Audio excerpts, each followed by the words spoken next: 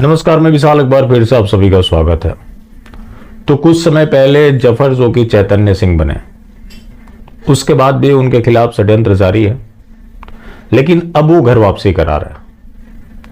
अब जो ताजा मामला है वो 2 राज्यों से जुड़ा हुआ है। चूंकि जो राहुल वर्मा है मूल रूप से मंदसौर के रहने वाले हैं और वो जोधपुर में डांस क्लास चलाते हैं, जहां वो अपने परिवार के साथ रहते हैं। उनकी जान पहचान बगल की इकरा से हुई। दोनों में प्रेम प्रसंग आगे बढ़ा। दोनों ने जाकर उदयपुर में कोर्ट मैरिज कर लिया। कोर्ट मैरिज करने के बाद भी पुलिस वाले उनके परिवारजनों को प्रताड़ित कर रहे हैं। उनकी मां को थाने में बिठाकर रखा गया। वहां गहलोत की सरकार है, लेकिन सरकार गहलोत की हो या मोदी की हो, सबका जो दीन के प्रति समर्पण है वो ये सारे कृत्य करा रहे हैं।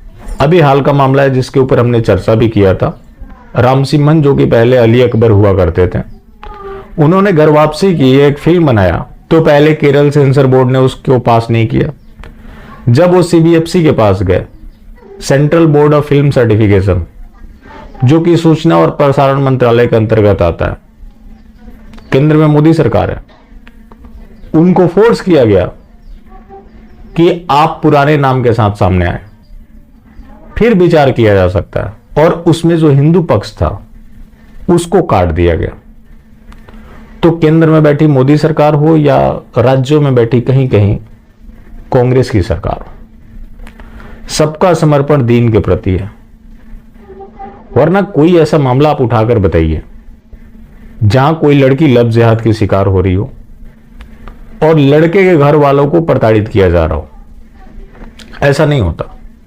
आमतौर पर देखा जाता है कि जब लड़की लव जिहाद की शिकार हो जाती है तो उसके परिवार वाले उस फाइल को ही फॉर्मेट कर देते हैं।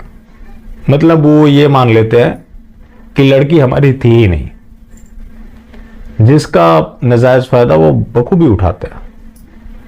आप जो अक्सर देखते हैं, जो ये सूटकेस का मामला आता है, क्योंकि उन्हें ये पता होता है कि अब इस लड़की के आगे पीछे कोई नहीं है। वही दूसरी तरफ मामला हो जहां कोर्ट मैरिज हो गया, लड़का लड़की दोनों बालिग हैं, उसके बाद भी उसके परिवार वालों को प्रताड़ित किया जा रहा है। चूंकि राहुल वर्मा मूल रूप से मंदसौर के रहने वाले थे, तो वहां गायत्री मंदिर में इकरा जो कि इसिका बनी, और ये घर वापसी चैतन्य सिंह ने कराया जो कि पहले जफर थे। उसके बाद उसने राहुल वर्मा के साथ 7 फेरे लिए, साथ ही गुहार लगाई कि उसके परिवार वाले उन्हें परेशान ना करें। लेकिन बाकी अन्य मामलों में नहीं होता है। तो जहां हिंदू की लड़की चली जाए वहां कोई उन्हें समस्या नहीं है, जश्न मनाते हैं।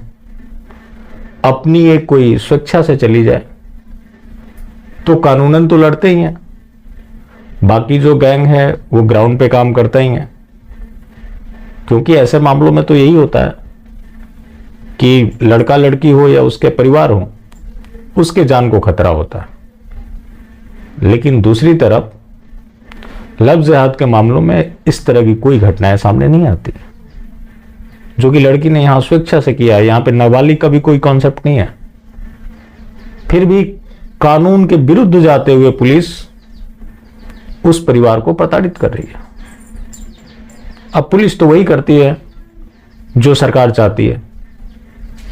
तो यहां अशोक गहलोत, खैर ये लोग तो घोषित सेकुलर है, घोषित दिन परस्त है, लेकिन केंद्र में बैठी हिंदुवादी सरकार वो भी यही काम कर रही है जो ये कर रहा है। अब क्या होता है कि ऐसे मामलों को जब आप देखेंगे तो लोग सिलेक्टिव हो जाते हैं। यही पॉलिटिकल पार्टीज की सबसे बड़ी शक्ति है। जब सारी पॉलिटिकल पार्टीज एक साथ है दीन के लिए, तो बाकी लोगों को भी अपने धर्म के लिए एक साथ खड़े होना चाहिए। लेकिन ऐसा नहीं है, क्योंकि एक पॉलिटिकल पार्टी है जो उतनी बड़ी हिंदू विरोधी पार्टी आज तक ना हुई ना कभी हो सकती है। वो पार्टी हिंदुओं की सबसे बड़ी पैरोकार है और हिंदुओं की ठेकेदारी उसके पास है। सवाल उठाएंगे तो हिंदू द्रोही घोषित हो जाएंगे। घोषित हो, लेकिन जब तक ऐसी घटनाओं के ऊपर ब्लैक एंड व्हाइट डिस्कशन नहीं होगा तब तक ऐसी घटनाएं जारी रहेंगी, क्योंकि पॉलिटिकल पार्टीज को भी पता है कि हम ये सब जो कर रहे हैं इसके ऊपर कोई खास रिएक्शन नहीं हो रहा है, और डेमोक्रेसी में अगर रिएक्शन ना हो तो सारे काम जनता के विरुद्ध होते हैं, जो कि लगातार जारी है। बाकी जिंदा रहें तो फिर मिलेंगे, और मिलते रहेंगे तो जिंदा रहेंगे। मिलना जुलना जारी रखें, लेकिन हाँ, मास्टर स्ट्रोक वादी बिल्कुल भी ना हो।